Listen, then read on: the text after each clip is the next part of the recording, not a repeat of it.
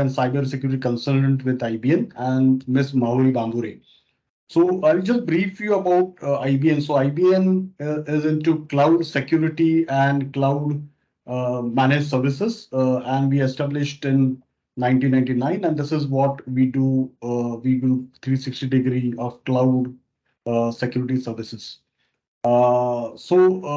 Not taking much of the time, of course, you can reach us during Q&A session, and we'll share you the contact details in case of you have any queries. I'll hand over this session to Mr. Rohit, who will take it ahead and address the importance of VNPT and what the organization best practices would be. So over to you, Mr. Rohit.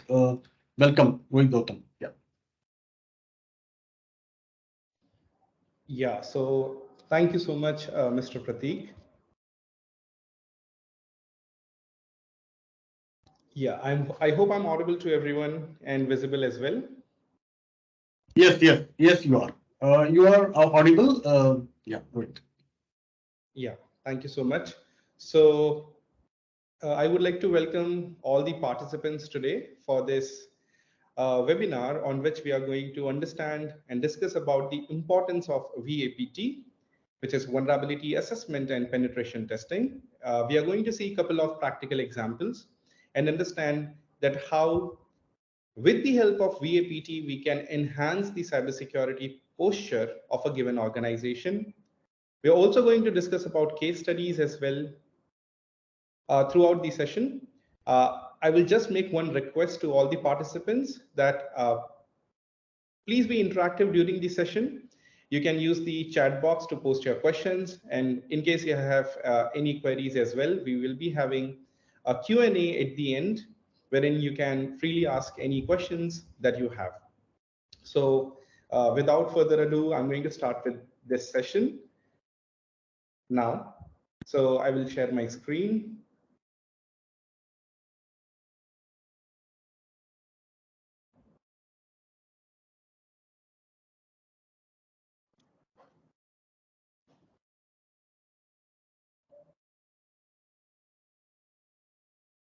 If you can please let me know if my screen is visible.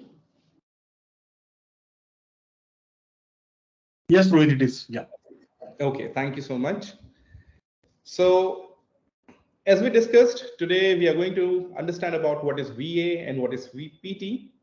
I'm sure that all the participants who have joined today must be familiar with the keyword VAPT, being into an organization which deals with a lot of critical infrastructure, works with cloud services, etc. You might have definitely heard about what VAPT is, being into cybersecurity. So we are going to uncover this agenda today, in which we will discuss about what is VAPT, what is the purpose and importance of VAPT, the key objectives. We will highlight some important specific institutions or sectors where VAPT is specifically very important. And we have seen a gradual shift towards various sectors where indeed cybersecurity plays a very crucial role.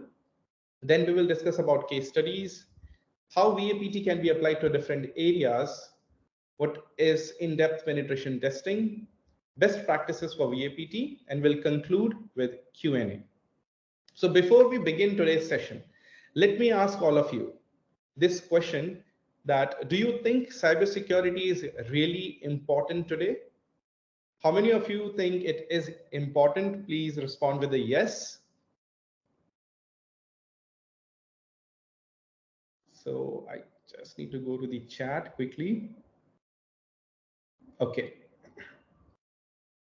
Yes, so we have received a couple of yes from participants, and yes, more yes.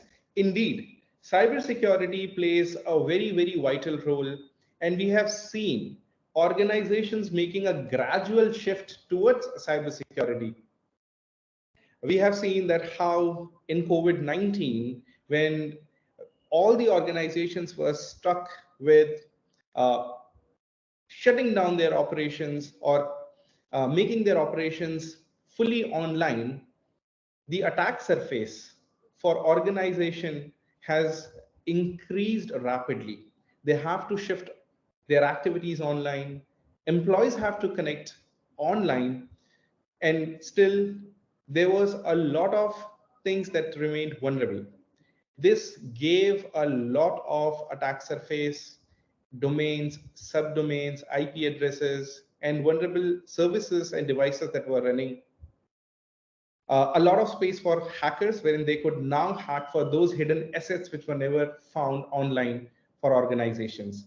So indeed, cybersecurity is very, very important for organizations, and we are going to understand why it is important and how we can perform VAPT for given organizations to safeguard them. So what exactly is VAPT? There are two terms over here that we would have to understand. The first term is VA, which stands for Vulnerability Assessment. Now, what is a vulnerability? In very simple terms, vulnerability is a bug, a loophole, or a mistake. It can be in a software, a code, a service like HTTP, HTTPS, FTP, or any other protocol, or in a system as well. So bugs and weaknesses can be found in code, software, services, and nowadays vulnerabilities or weaknesses are also found in humans. This is known as social engineering, in which cyber criminals tend to obtain sensitive information by exploiting the weakest link that are employees of a given organization. We are going to discuss more about this in a moment as we proceed forward to the session. So we understood what exactly is VA.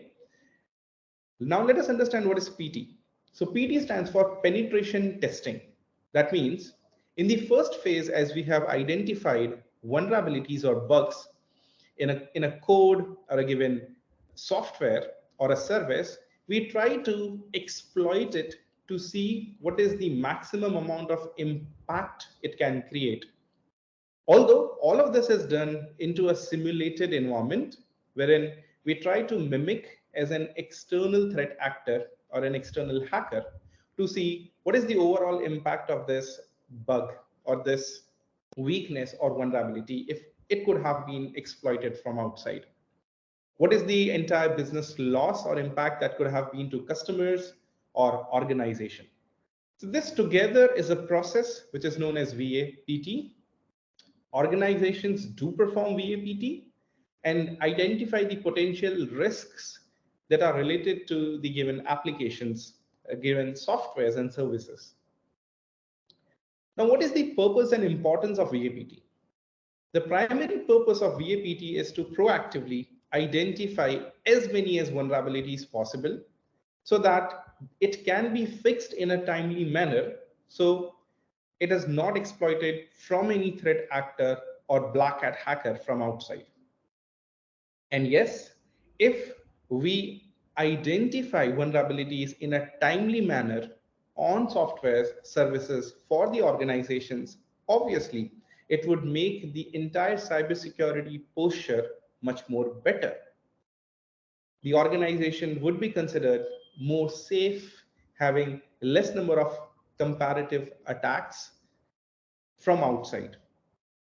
It would also allow organizations to validate their security controls, the different types of firewall configurations, or any other security tool that has been installed onto the organization's infrastructure. They would be able to make informed decisions and identify what needs to be done in a specific scenario. If the organizations has implemented security solutions, are they correctly configured? Do they need enough patching, upgradation, etc.? So indeed, VAPT is very important for organizations with critical sectors and infrastructure. Now, let us understand what are the core steps in VAPT. So as you can see on the screen, there's a figure which demonstrates the goals and objectives of VAPT. Starting from the left, you can see the first and the most important thing is identifying the scope for which the VAPT needs to be performed.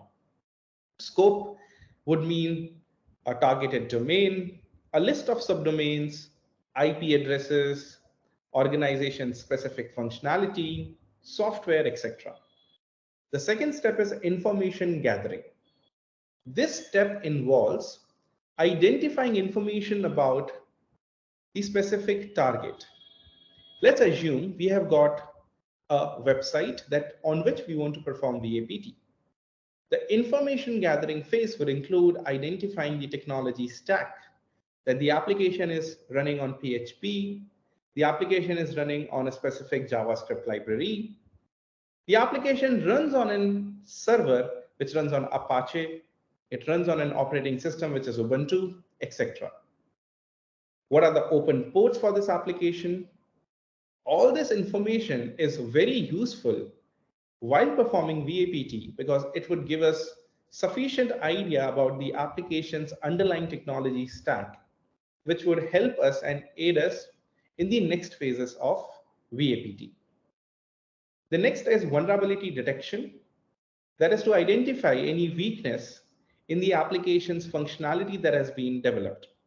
For example, talking about a very simple basic application, which is an e-commerce application, let's say, which would have a sign up and a sign in functionality. Now, various test cases can be tested over here. What if the attacker is able to log in the application by using a default username and password that the developer might have hard-coded in the application? This proves that there indeed exists a security misconfiguration, which is default passwords, which would lead the attacker to gain access to the application's dashboard and perform unauthorized activities or actions. One more example here would be the authentication mechanism is not properly implemented, which allows any user to log in with an incorrect password or incorrect credential or by performing SQL injection. This is the phase where we identify all the possible list of vulnerabilities in the given application that we are going to document at the end in the report. For this specific step, organization uses manual and automated approach both. For vulnerability detection, we use the baseline reference that is OWASP top 10, that is Open Worldwide Application Security Project, which underlines the top 10 categories of vulnerabilities. And different automated tools can be used here in this case as well. And next is information analysis and planning. So whatever has been identified so far in the previous steps, how can we utilize this to gain more access in the application or the infrastructure to demonstrate the overall impact that could be created? Impact is calculated based on CVSS score, which is Common Vulnerability Scoring System, on a scale of 10. So in very simple words, we would calculate the overall score for the vulnerability in different categories. And in total, we use 5 severities. The first is P1, which is a critical severity bug, P2, high, P3, medium severity, P4, low, and P5, informational. I'm sure that all of you might have definitely seen the IMDb scoring system. We definitely many times rely on the IMDb score to make a decision, informed decision, that we need to go and watch this movie or no. Similarly, we have the CVSS calculator on the range of scale of 10, which helps the organization assess that the overall severity of this bug is medium or high or critical. This helps the organization to understand that how much attention is required for this specific security vulnerability. If it is critical, it needs to be fixed immediately in a span of 24 hours, etc. The next step is cleanup. That is removing any traces that has been in the organization's application while performing VAPT. Finally, reporting, that is documenting everything that has been found in a clear and concise manner in a report and giving it to the organization. Next is result analysis. That is, identifying the issues, patching them in a timely manner, seeing what were the loopholes that went wrong due to which the security issues were spotted, fixing those issues, and performing revalidation, repatching to, at the end, mitigate all the possible issues that have been identified. Privilege escalation primarily is a part of vulnerability detection, wherein the attacker tries to see if the attacker can get more access on the application than he should have. For example, if an application is having a user and an admin role functionality, and the attacker as a user is able to elevate his privileges to an admin user, he can make more damage and impact to the application, because now he would know more functionalities, would have access to uh, given part of the application through which he can perform actions which a normal user couldn't. Moving ahead to the importance in various sectors. As we can see on the screen, cybersecurity plays a very vital role and is important for all the various different sectors. I have put few of the sectors over here that includes banks and financial institutions, healthcare, fintech, and e-commerce. There are more sectors like power, energy, which requires cybersecurity posture to be correct so that it can be safeguarded from external attackers. I'm going to give various examples here, wherein we are going to see that indeed these sectors require immediate and thorough cybersecurity attention, because these are the various sectors which hold the most important and critical data for these organizations. We already know that banks indeed have very sensitive information like our email addresses, passwords, PAN cards, Aadhaar card, financial data, credit card data, etc. So they indeed require special attention towards their assets, their domains, subdomains, databases, etc. And not only banks, any organization which fall into these different categories like healthcare, fintech, and e-commerce requires the same amount of importance, vigilance towards how their organization's assets are, which are public facing and could be used by a threat actor to gain more access to the organization's infra. What are the key objectives of VAPT? So, as we have understood so far, the first and the foremost importance of VAPT is to identify the security weaknesses that exist in the organization's infrastructure, to identify the potential risk that exist so that those risks can be fixed in a timely manner, so it has not been exploited by any external threat actor. What is the second objective? It is validating the security measures. Organizations implement a lot of security solutions on their organization's infrastructure, but they do not configure these security solutions to their best.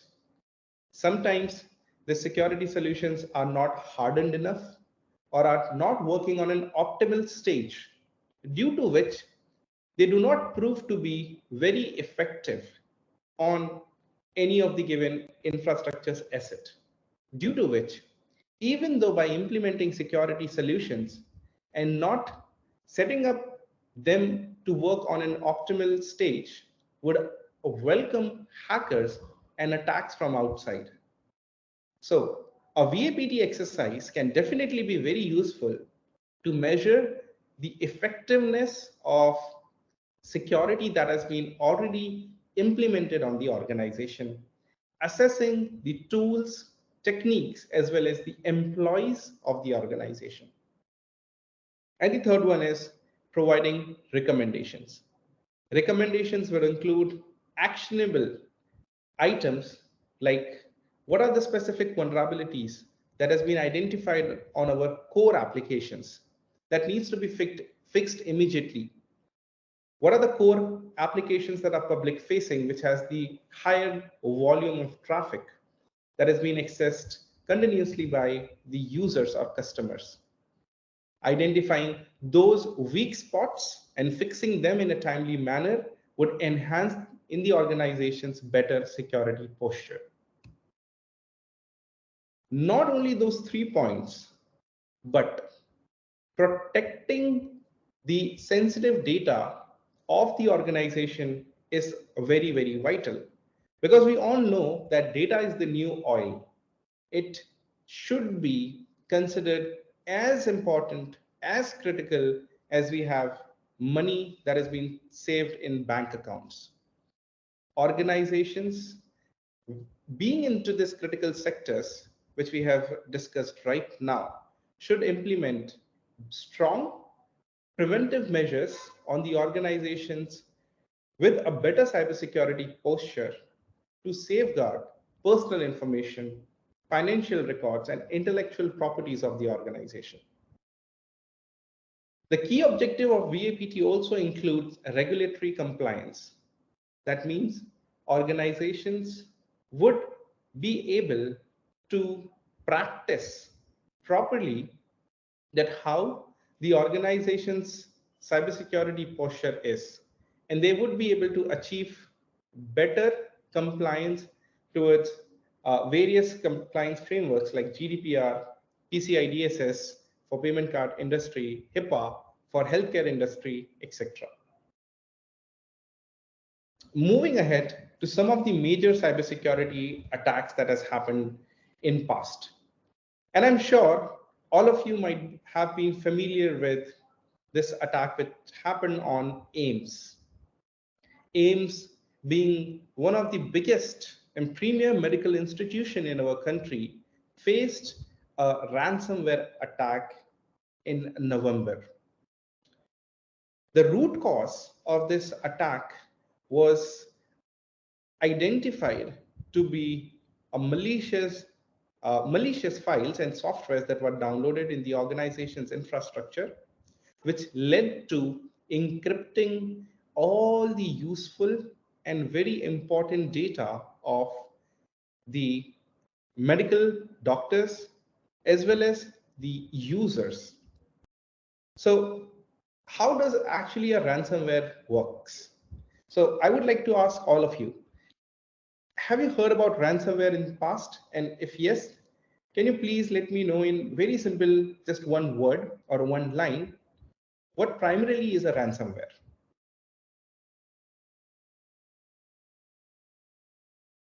So I am going to see on the chat now.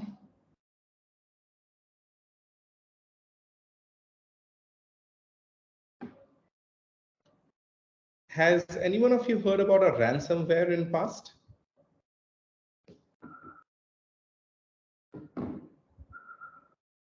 Okay, so we have got one answer. It's a bug. Yes, it encrypts all the computer data and demand money to decrypt. Absolutely right. There's an example of a ransomware, which is WannaCry attack. Yes, that's right. WannaCry was one of the very famous ransomware attack that happened, and it affected a lot of organizations globally. It demands money. Yes, that's true. Ransomware is a malware which is designed to deny a user or organization's access to files on their computer. Absolutely correct. So primarily, as all of you had said correctly, a ransomware is typically a malware. A malware stands for malicious software. So a malicious software is called as a malware. This malware, after coming into our system, uses cryptography to encrypt all the data that we have into this computer or this system.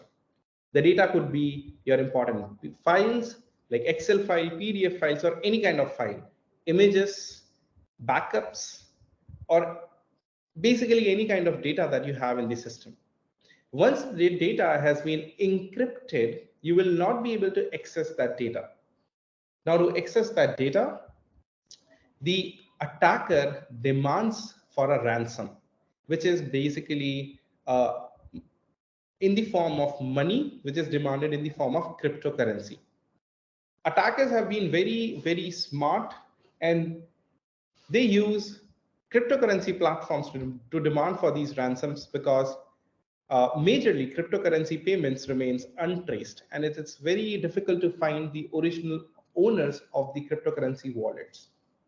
So cryptocurrencies like Bitcoin, Ethereum has got a very big rise in the use of these attacks, in which ransomware plays a very important role. And if we see the trends as well, ransomware attacks have been on a significant rise for organizations. One of the ransomware attack that happened to be on AIMS reportedly involved encrypting 40 million records for doctors, nurses, even patients. Now, if we think about why a healthcare infrastructure is being targeted for this cyber attack, then we would be able to understand that indeed healthcare infrastructure contains very vital information which is required for keep running the day-to-day life cycle of dealing with patients, upgrading the records, having information about the medicines, vaccines, vendors, etc.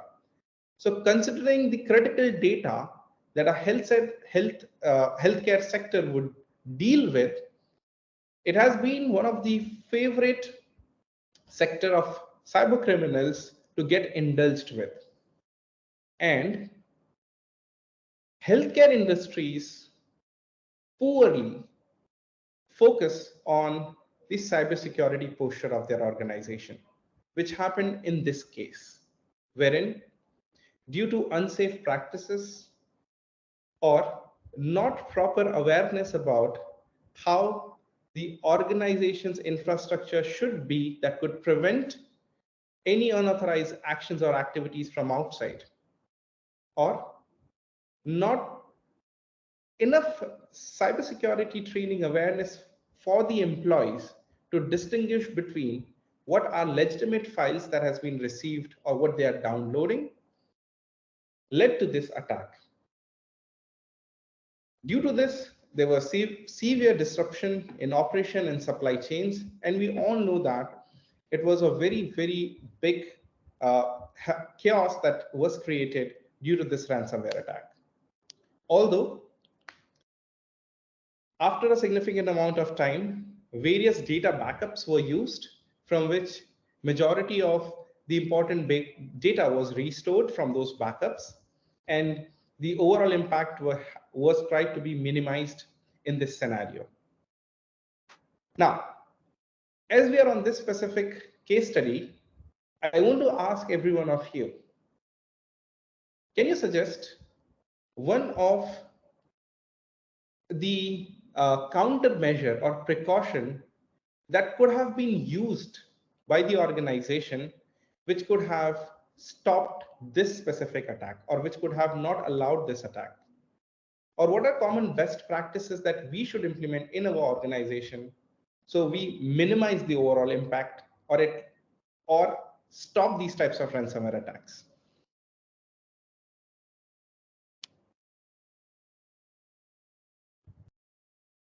Okay, so strong, advanced, and secure operating systems should be used. Firewalls should be implemented. Yes. Latest OS and updated patches for avoiding the malwares. That's right. Ethical hacking needs to be checked and all vulnerabilities needs to be fixed. IDS, IPS, intrusion detection and intrusion prevention systems should be used. That's right. Ransomware protection should be done.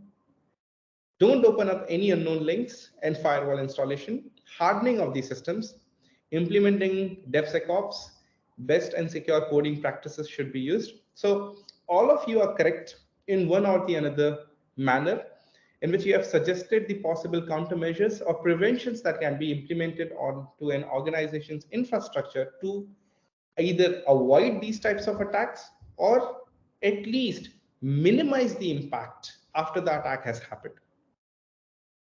Now, some of the best practices that could also be included over here is taking frequent data backups of important data of an organization and restoring from these data backups at a later point of time to avoid data loss.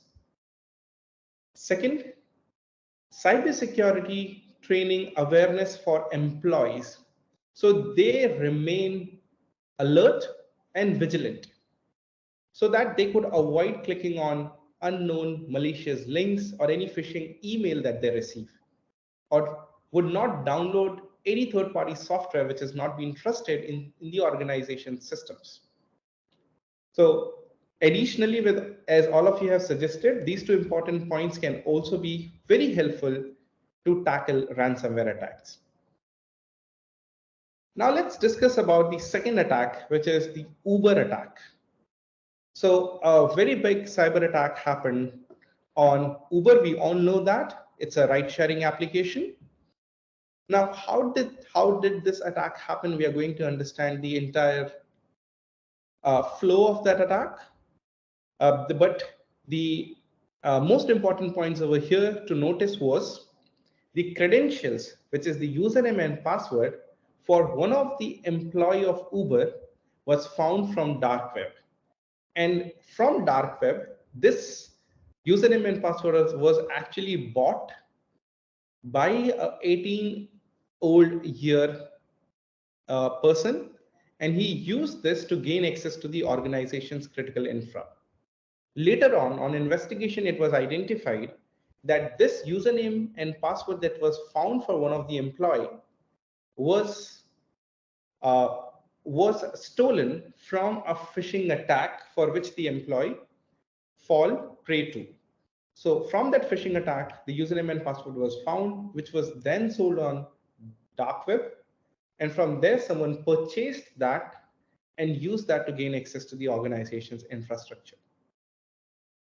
The attacker got significantly access to Uber sensitive services, including their Duo logins, Okta logins, OneLogin, their AWS cloud platforms, and G Suite, wherein they had access to the internal emails, services, SharePoint, and everything.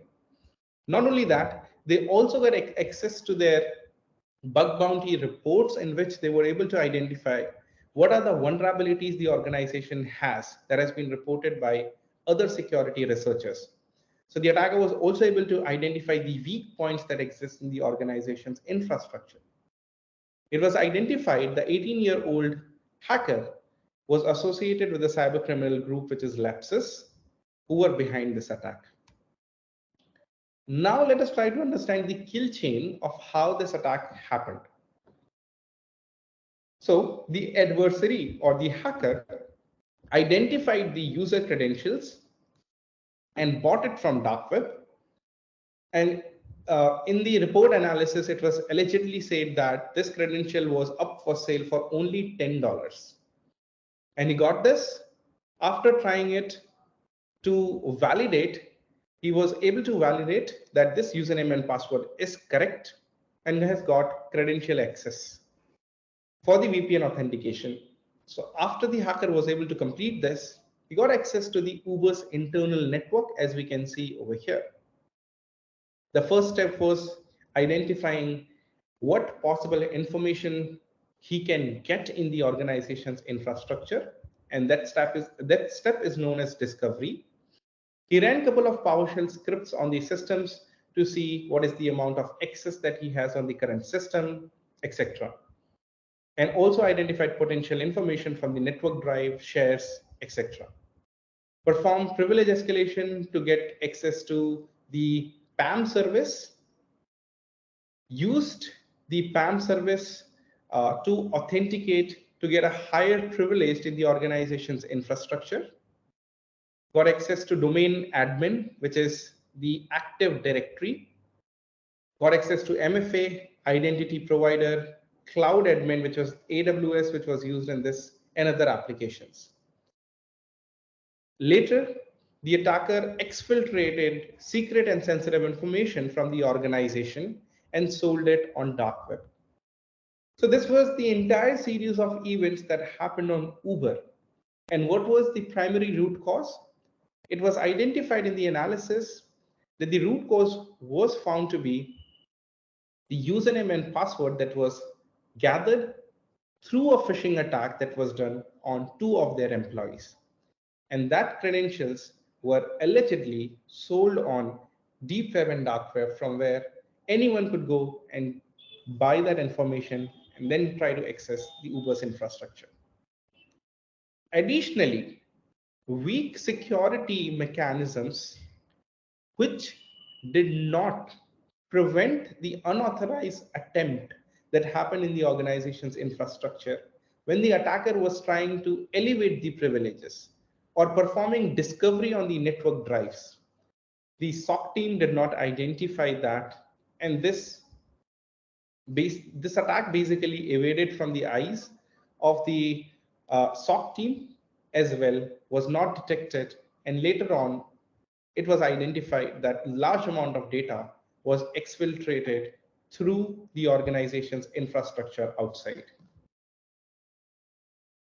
Now, having said that, we understand that it is very essential for an organization to safeguard their infrastructure, applications, be it network, be it mobile applications, cloud applications, web applications, etc. Now we are going to understand what are the different types of VAPT that exist. So in this figure, we can see VAPT exercise can be performed on the network, that is the organization's infrastructure, online application penetration testing, which is basically their web applications, which are public facing, mobile applications like Android, iOS, API penetration testing, which is basically the backend APIs which run the web applications, and finally, cloud penetration testing. That is the major cloud providers where entire of the organization's important assets rely on, the databases rely on, machines rely on, etc. Let us understand about web applications. Before we proceed ahead, I would just like a quick heads up from everyone. All of you are with me so far? Do anyone has any questions? Can please feel free to ask.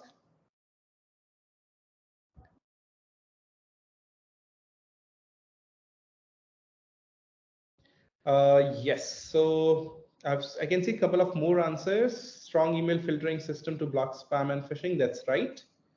Records of drivers were impacted. A lot of Uber, yes. Alongside with preventive and curative approach with the technology advancement, inline and real-time detection and response also will be important going forward. That's absolutely correct. That is very, very important to identify, even if the organization gets any unauthorized intruder in the infra, how the organization is going to detect and respond to that. So we are going to understand that as well in our next couple of slides.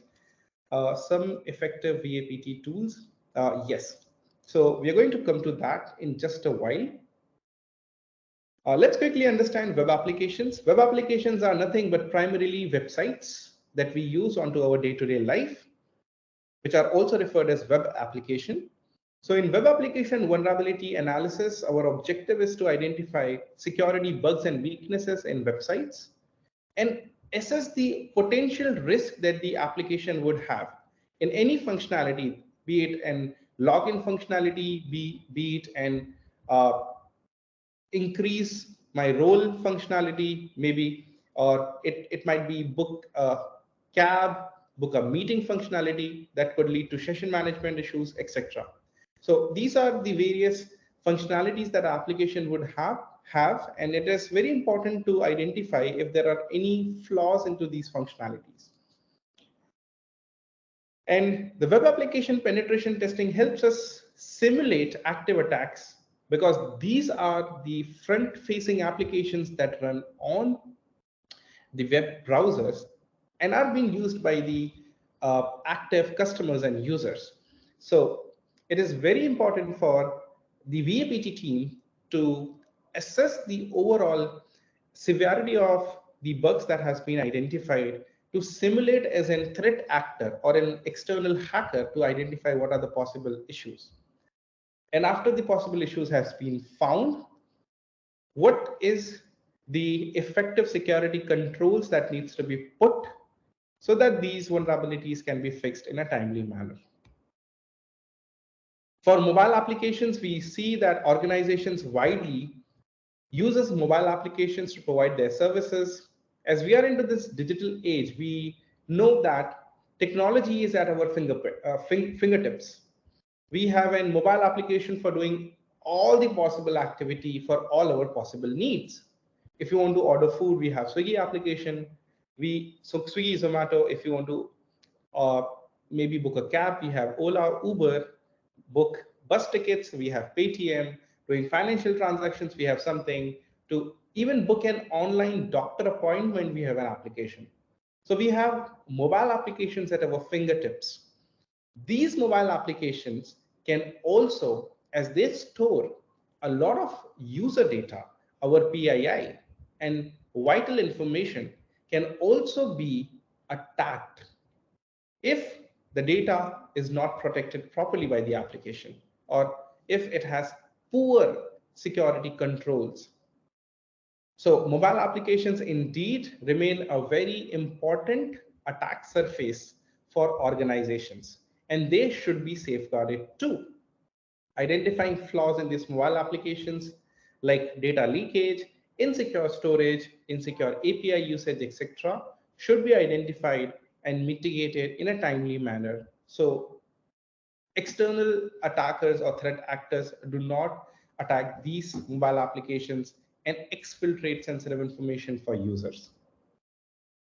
Similarly, for cloud applications, scanning and assessing network devices, router, switches, firewalls for vulnerabilities, or any possible networking component for that device, including databases, the Windows, Linux machines, etc. Identifying uncommon ports that a developer or a system admin would run an application on and forget about it. So if an application is running on an uncommon port like 5001 or 8085, which is not thought or is not created for the end users or the customers, might be vulnerable. If a developer has exposed a public application, maybe a UAT or a staging application on an uncommon port, an attacker can scan the network, identify that indeed there's an application that runs on this specific port number, and can gain access to the application with maybe by using a default credential, exploiting the authentication flaw, SQL injection, etc., and can gain potential access to the organization's entire infra through that vulnerable application. Weak configurations and outdated firmwares, software versions, old libraries, dependencies can also give rise to various vulnerabilities in applications.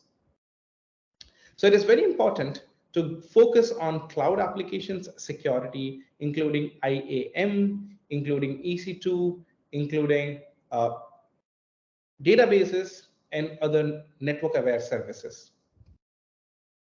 Now, what are the different types of testing methods that are being used by the security teams? So primarily, testing methods are divided into three different parts. The first is known as black box, second is known as white box, and the third one is known as gray box. So what is each type?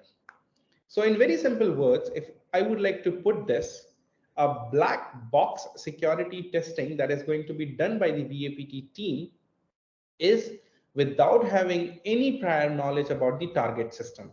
That is, trying to do VAPT on the application, being an external hacker or thinking like an external hacker.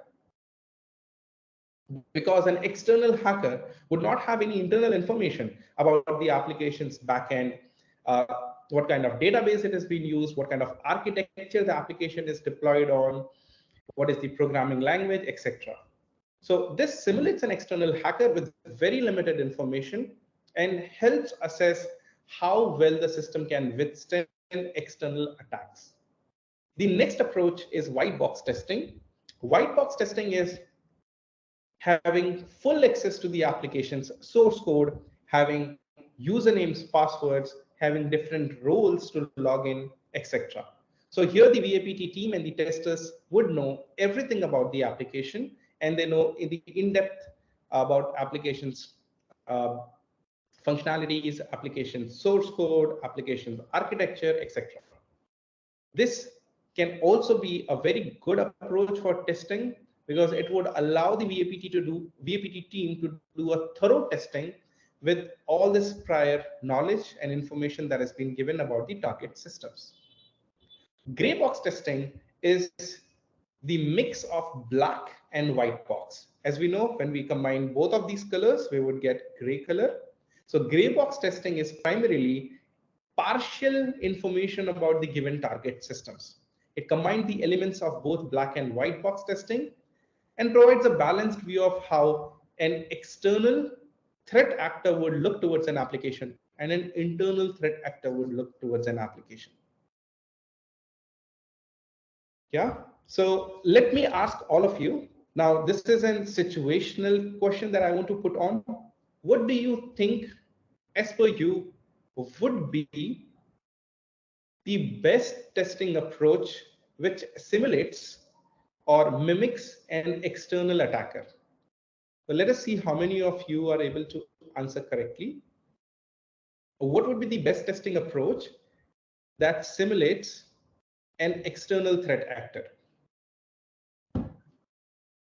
Black box testing? Yes. So that's right. Black box testing is the testing approach which simulates an external threat actor without having enough information. Okay, the next question is, can you tell me what is the testing method or testing approach which simulates or in which the VAPT team has internal information, that is entire information about the application source code, application's functionality, architecture, etc. Let us see how many of you are with me and alert. Okay, so we have got the first answer. It is white box. Yes. So this is white box.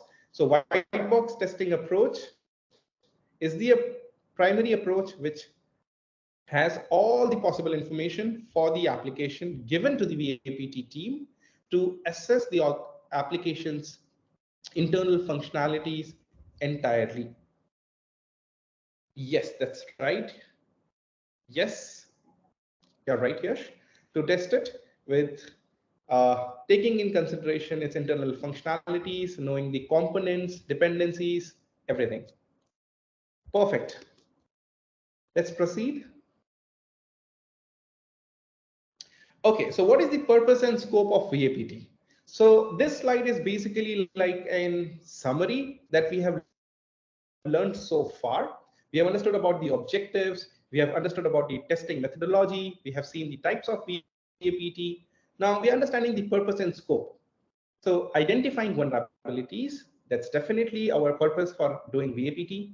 Measuring the security effectiveness of the already installed tools in the organization. Performing the risk assessment of how vulnerable the organization is. Validating the security policies that has been implemented.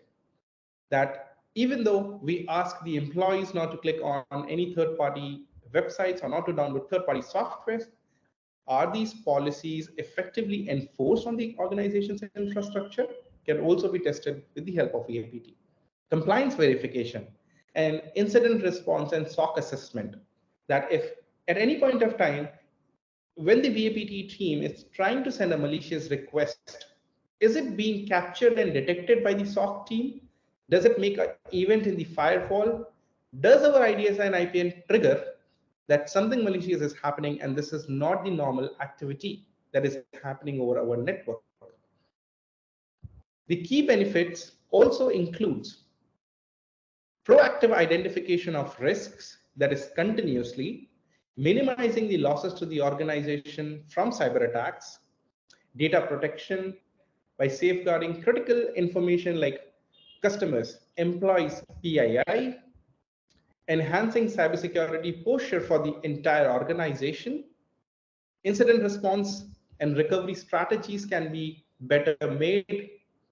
can be also adjusted, which suits well to the organization's plan, and the organization would also adhere to compliance, in which the organization knows what are the standard operating procedures that's need to be implemented when a VAPT is performed, when any vulnerabilities or loopholes have been identified, what is the next procedure when this has been identified, the given time frame that this needs to be fixed, etc. The best practices for VAPT also includes these 5 stages, which starts from preparation, scoping, tools, reporting, and remediation. Let's understand each one of them one by one quickly. So the first is preparing for VAPT engagement, which is very important to know the scope of the target that we are going to perform the VAPT for. This inclines our goals, that what we need to be performed, what is in scope, what is out of scope. Next is scoping, to identify the level of thoroughness of the assessment that we are going to perform. It is a very important criteria to evaluate the success of the VAPT engagement, because they would know that these are the most critical functionalities which require immediate attention and needs thorough security testing. Tools and techniques. Now, tools and techniques, as was a question asked in the chat box some time ago, the tools would be vulnerability scanners. It could be different types of industry tools that have been used, which are considered to be the best suited tools that can be implemented in organizations which continuously do scan for the organization's infrastructure and identify issues for the team. Now we know that manual testing can also aid in identifying specific issues for the applications which automated tools cannot find. Because issues like business logic errors cannot be spotted with an automated scanner, which requires human and manual intervention. So this manual testing approach by the VAPT team can help also eradicate false positives from automated scanners, and also help uncover complex vulnerabilities like business logics, which requires thinking and creating specific test cases which inclines with the objectives of the target application for which it was developed. Exploitation tools like Metasploit and other tools can be used to assess the impact of this vulnerability, is a very important phase in penetration testing. And threat modeling is to analyze the possible attack vectors and prioritize the risks based on the potential impact.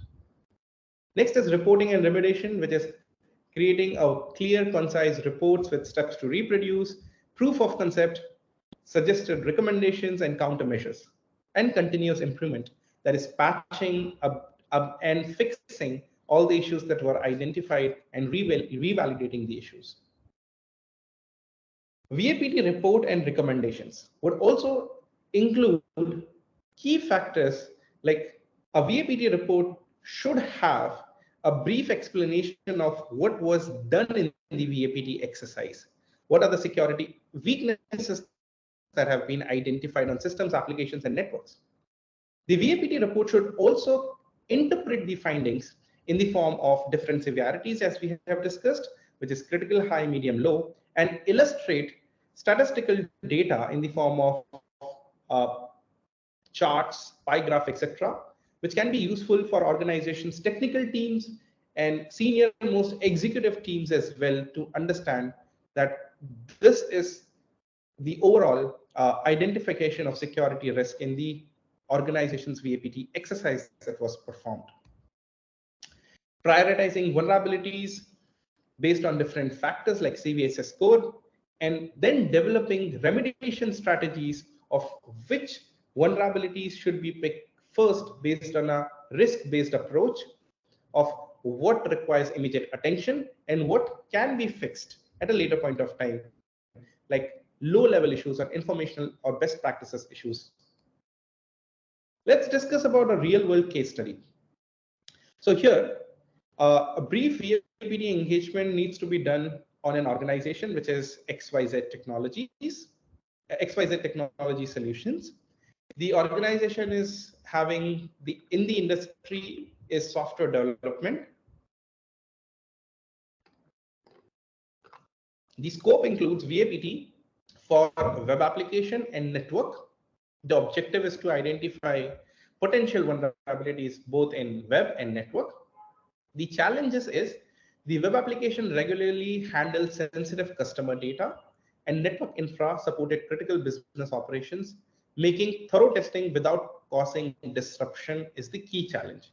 So we don't want the VAPT team to send huge number of requests, which makes the services unavailable or creates any kind of disruption. So what are the follow-up actions and impact of the VAPT findings? So the follow-up action would be immediately collaborate to address any critical vulnerabilities that has been identified in the web and network pen testing phase. Emergency patches needs to be applied on security flaws as the application is considered to be a public-facing customer application which holds critical data.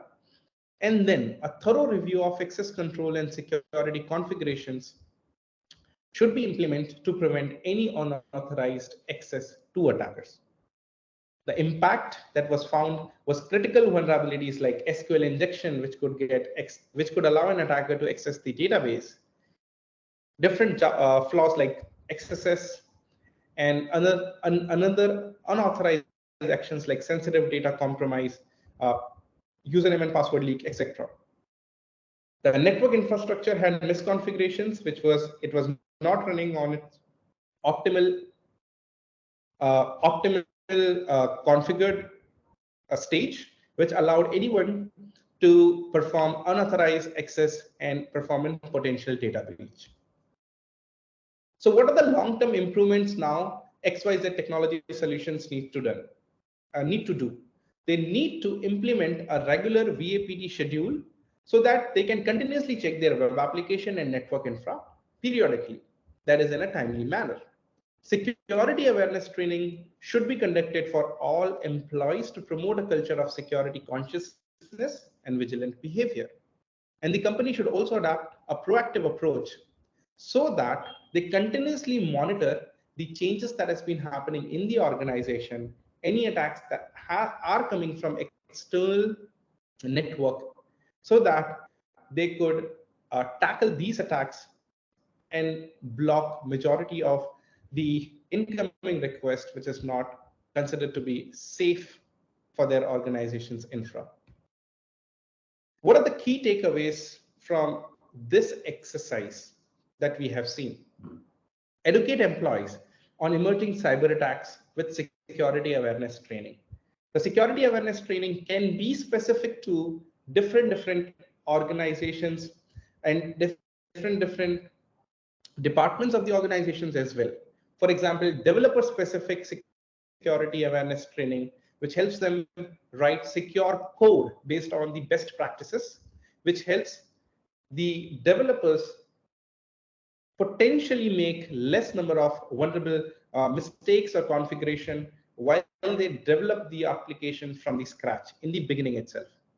Security awareness training for other people in other departments like finance, HR, etc., wherein they do not click on unwanted or unknown emails, phishing links, etc.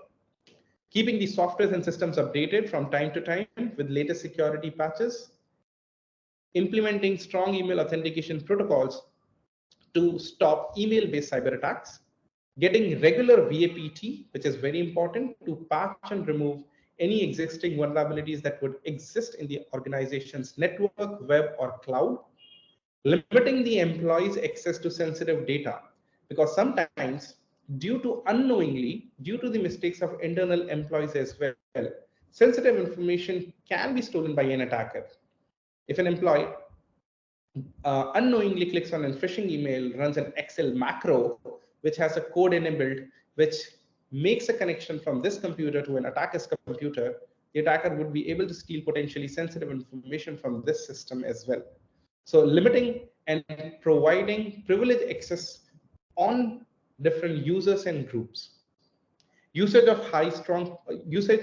of strong password phrases which are not easily guessed or brute force. For example, we have seen in organizations, as there is a password policy every month, they change their password to the current month at the rate year. For example, this month is July, so the password should not be July at the rate 2023, because this is considered a weak password, although it satisfies the password complexity of a capital letter, small letter, special character, and number, but is considered to be a weak password and can allow attackers to guess or brute force into your account and gain access to your sensitive information. And last, avoid the practice of open password sharing at work, not writing passwords on sticky notes, not sharing passwords with people in Notepad or maybe on SMS, phone, in clear text, emails, etc. Yeah, that's it. Uh, if there are any questions, feel free to ask. Thank you so much.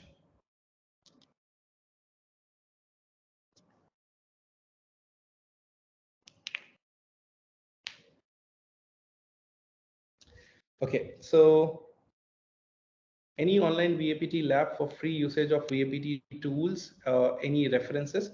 So if you're talking about a vulnerable environment on which we can test out VAPT tools, then yes, there are various vulnerable platforms online. So OWASP is an organization which has created a framework for web application security vulnerabilities, provides vulnerable machines or infrastructure which can be used for testing. So basically machines and labs like DVWA, which is DAM Vulnerable Web Application, which is this DVWA. DAM Vulnerable Web Application can be used to test out the effectiveness of security tools and can also be used for practice. So it's an open source project that has been created by OWASP, which can be used in this case.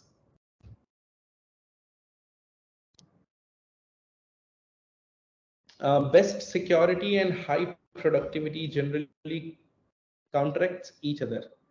What is the ideal plan that take case of both? Okay, so I can definitely understand this, that imposing a lot of security mechanisms or measures would decrease the productivity a little bit, because we have to go through a lot of phases in between. Uh, for example, from a developer's or a user's point of view, a lot of restrictions on the system would definitely decrease the productivity, but is an important part considering the overall best cybersecurity posture that needs to be implemented. So here in this case, there could be few things that can be implemented. For example, if the systems or the or the computers that has been used, if are a part of the infrastructure, should not be allowed public access, should only be allowed specific and restrictive access to the users who are a part of specific development team, let's say, which would not have access to confidential information for the organization's infra, wherein some policies can be implemented which does not create a hindrance in their usual day-to-day job. Privilege access management can also be implemented that will help users be productive, and also their organization systems and infra is also safe.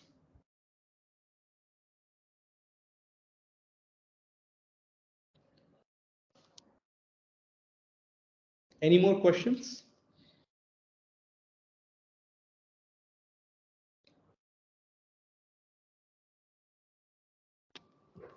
Please share info about VAPT services provided by IBN.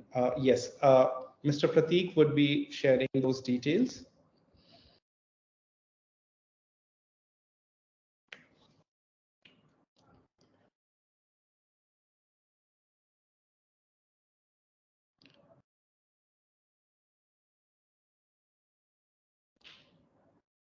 Okay, I hope you all enjoyed this session. and have understood the importance of VAPT for the organizations. And in case you have any questions, I'm still here open for questions that you can ask in the chat box.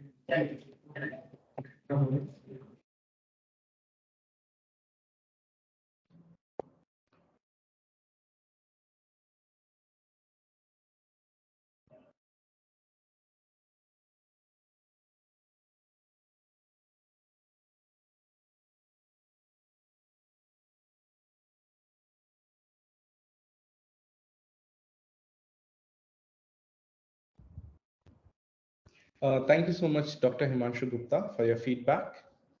Any online VAPT lab for free? Yes, as I've suggested, DVWA, it can be used. It's an open source lab which can be used for testing for VAPT tools.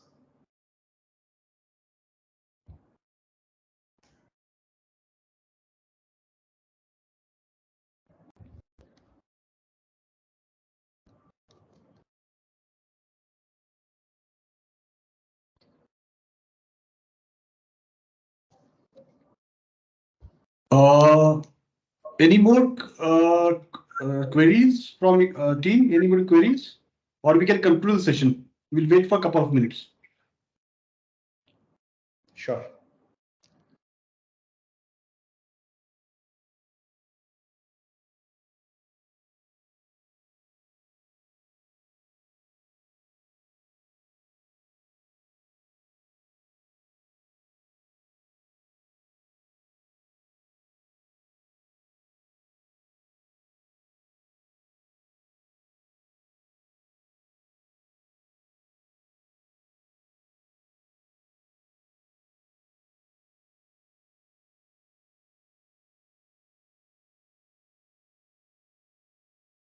Hi, I could see there are no more queries. Thank you very much for all of you joining the session. Thank you, Mr. Rohit, for a wonderful session. Thank you so much.